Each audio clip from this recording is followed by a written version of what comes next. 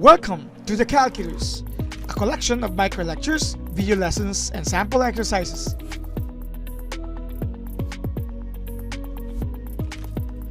Let's evaluate the limit of the given function.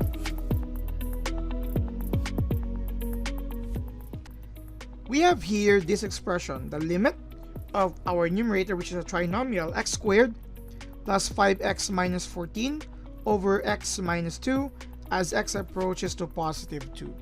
Now we can apply here the limit theorems we've learned before, but if you're going to examine it carefully, just for our denominator, the limit of our denominator x minus 2 as x approaches to 2 will be 2 minus 2 equal to 0.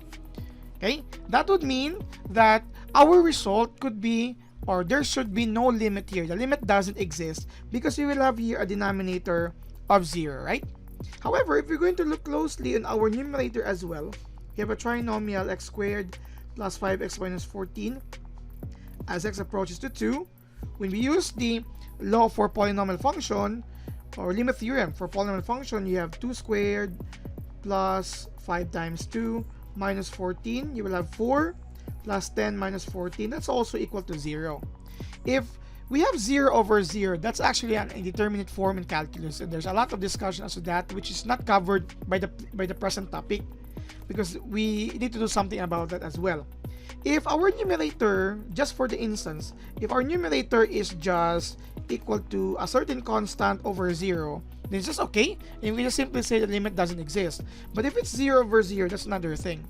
So if you have 0 over 0 after you apply the limit theorem, let's try to revisit our given function here if there's something that we could do just to make sure that we will not end up with 0 over 0 here.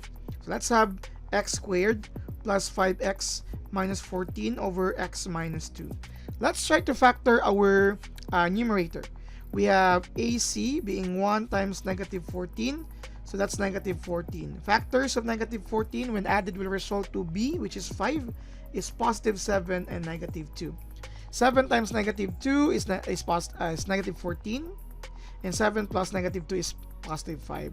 Which would mean our numerator can be factored in this manner. X plus 7, x minus 2 over x minus 2.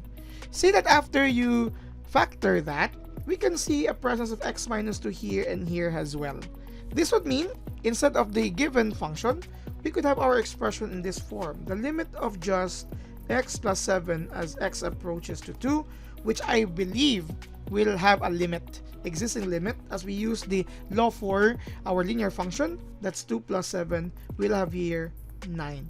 So instead of having 0 over 0 earlier, since it's indeterminate form, and again, it's not captured by the present topic, we simply look into ways such as factoring, cancellation law, if it's possible, and come up with a limit which is equal to 9. So this is what you do if you have a possibility of having a 0 over 0 indeterminate form after you applied your limit theorems.